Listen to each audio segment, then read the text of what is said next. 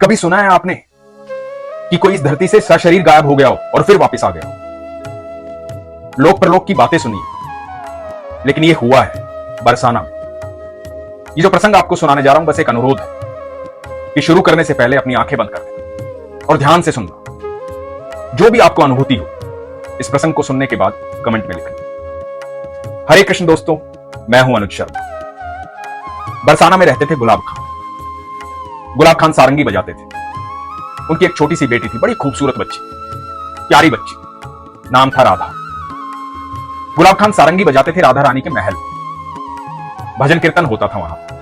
गोस्वामी जी भजन गाते थे, गुलाब खान सारंगी बजाते थे। जब कीर्तन होता था, भजन होता था, तो उनकी बेटी राधा नृत्य करती थी। यह सिलसिला कई सालों से चल रहा था। ईश्वर जो होते हैं उनके लिए सब एक समान होते हैं, क्योंकि सबको ईश्वर ने बनाया है। हम सब ईश्वर की संतान हैं। ये भेदभाव, जाति पाति, ये सब कुछ हमने रचा है। ईश्वर ने इंसान रचा, ईश्वर ने अपनी संतान रची और उसकी संतान हम सब हैं। तो गुलाब खान नियमित रूप से वहां सारंगी बजाते थे। बेटी बड़ी होने लगी। सब आपस में बहुत प्रेम करते थे। बच्ची वहीं पली बड़ी, वहीं खेलती थी। जब बड़ी हो गई तो लोगों ने कहा कि गुलाब, अब बिटिया बड़ी हो गई, अब इसका विवाह कर दे। तो गुलाब ने कहा कि मैं कौन होता हूं विवाह करने को? ये तो मेरी राधा है और इसको मेरी राधा रानी ही देखेंगी। विवाह की व्यवस्था करनी होगी तो वही करेगी, क्योंकि मेरे पास तो इतने पैसे नहीं है। तो लोगों ने कहा कि राधा रानी ही व्यवस्था करेगी, तू लड़का तो तलाश कर। राधा के लिए लड़का देखा गया। गुलाब खान ने राधा का विवाह कर दिया। विवाह करने में सबने सहयोग किया। जितने भी वहां के लोग थे, जितने भी भक्त थे राधा रानी, सबने सहयोग किया। सब अपनी बेटी मानते थे राधा। राधा की विदाई हो गई। जैसे ही राधा की विदाई हुई, गुलाब खान को लगा कि वो अकेला रह गया, दुनिया में कोई है नहीं। लगातार रो रहा था।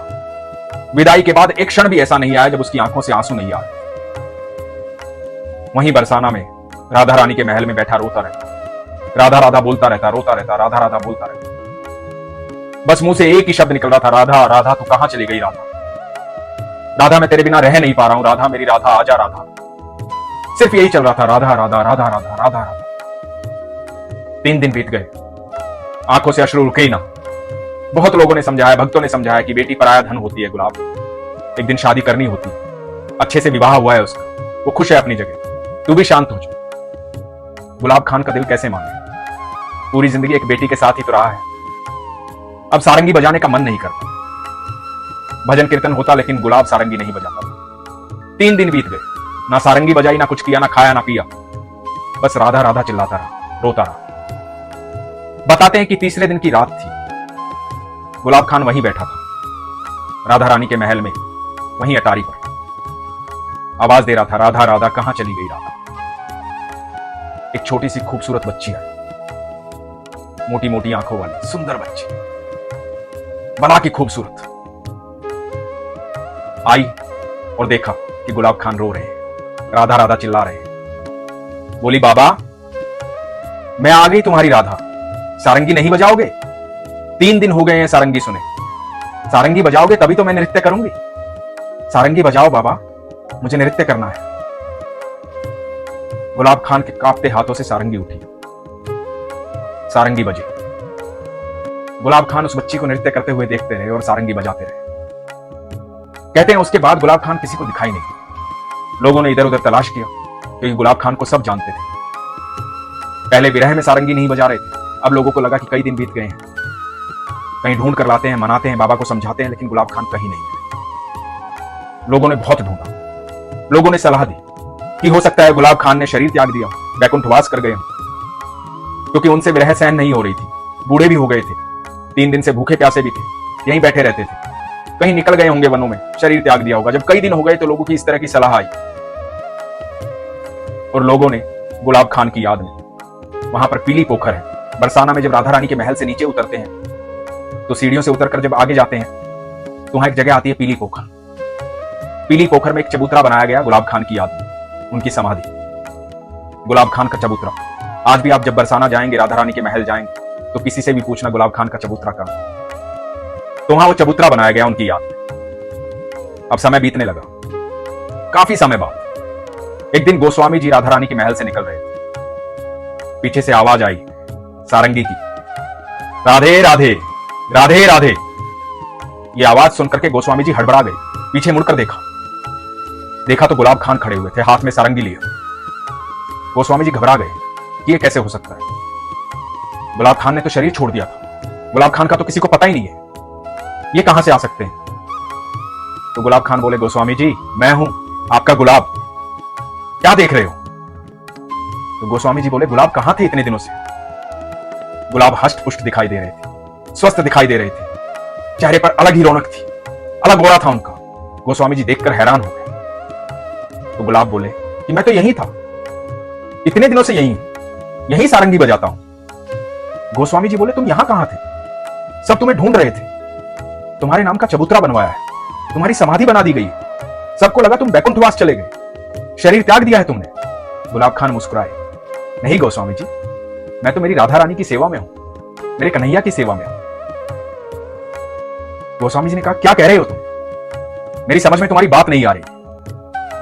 तो गुलाब खान ने बताया कि एक रात मैं बहुत रो रहा था, यहीं अटारी पर एक बड़ी खूबसूरत बच्ची आई, उसने मुझसे कहा, बाबा 3 दिन हो गए हैं, सारंगी नहीं बजाओगे। मैंने सारंगी बजाई, मैं भाव विभोर हो गया, मुझे कुछ समझ में नहीं आ रहा था। वो बच्ची नृत्य कर रही थी, वो मंदिर के अंदर गई, मैं भी मंदिर के अंदर गया, वो महल में चली गई। जब मैं महल के अंदर गया तो मैंने देखा वो बच्ची कोई और नहीं, मेरी राधा रानी थी, मेरी प्राण प्यारी थी, सर्वेश्वरी थी।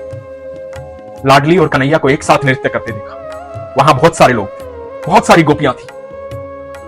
मेरी लाडली और मेरे कन्हैया मेरी सारंगी की धुन पर नृत्य कर रहे थे, मैं सारंगी बजा रहा था। अब मैं रोज सारंगी बजाता था, मेरे कन्हैया और लाडली दोनों नृत्य करते हैं मेरी सारंगी पर मेरे सामने। मुझे और क्या चाहिए था, मैं सारे दुख भूल गया। बस आज अभी आप दिखाई दिए तो मैंने आवाज दी, राधे राधे। गोस्वामी जी बोले, कैसी पगलाई हुई बातें करता है, तू कह रहा है कि यहां महल में राधा रानी और कन्हैया तुझे नृत्य करते हुए दिखाई दे रहे हैं और तू सारंगी बजाता है और तू इतने दिन से यहां आ रहा है, तू कैसी बातें कर रहा है गुलाब। गुलाब बोला, आपको यकीन नहीं हो रहा, आपको सच में यकीन नहीं हो रहा। अच्छा ये बताओ कि आपने अभी अभी राधा रानी को किस चीज का भोग लगाया है। तो गोस्वामी जी ने कहा कि पान का, और गुलाब ने अपनी जेब से पान का बीड़ा निकाला, यही पान है ना वो। और गोस्वामी जी थर थर कांपने लगे, देखते रह गए। गुलाब बोला, मैं सिर्फ राधा रानी के लिए सारंगी बजाता हूं, मैं उन्हीं के साथ रहता हूं, मुझे इधर उधर क्यों ढूंढते हो, मैं तो यहीं रहता हूं। यह सत्य घटना है। गुलाब खान को किसी ने नहीं देखा, गुलाब खान कहीं दिखाई नहीं देते थे, जीवित सशरीर भगवान में विलीन हो गए, एकदम साक्षात। जिसने कृष्ण और राधा रानी को नृत्य करते हुए देखा, वो ऐसे भक्त हैं गुलाब खान। अब जब भी जाएं तो उनके चबूतरे पर जरूर जाना। बरसाना में जाके किसी को भी पूछोगे गुलाब खान का चबूतरा कहां है तो कोई भी बता देगा। लोगों को क्या लगता है कि वृंदावन में कृष्ण और राधा नहीं है, कृष्ण और राधा वहां के कण कण में है। वहां आज भी इतने लोग जाते हैं, और जो लोग जाते हैं वो वापस जब आते हैं तो बदल कर आते हैं। क्यों बदल कर आते हैं, ऐसी कौन सी हवा है वहां पर, ऐसा कौन सा जादू है वहां पर, ऐसा क्या है वहां पर कि वहां से वापस आने के बाद घर में मन ही नहीं लगता।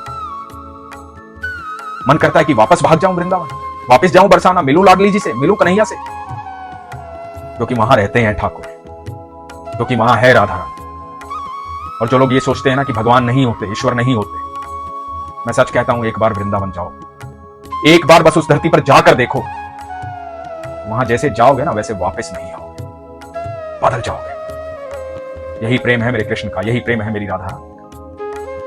गुलाब खान जैसे बिरले भक्त होते हैं जिनको सशरीर राधा रानी और कृष्ण अपने पास बुला लेते हैं, जिनकी सारंगी सुनते हैं।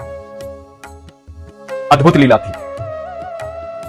आपको जैसा भी सुनकर लगा हो लिखिएगा जरूर, मैं सुनना चाहूंगा कि आपको कैसी अनुभूति, क्योंकि मुझे तो साक्षात कृष्ण राधा रानी दिखाई देते हैं, गुलाब खान सारंगी बजाते हुए दिखाई देते हैं, और मुझे यकीन है आपको भी दिखाई देते होंगे। यह विश्वास की बात है। हमेशा इसलिए कहता हूं, अपने विश्वास को मजबूत रखिए, अपना ख्याल रखिए। हरे कृष्ण।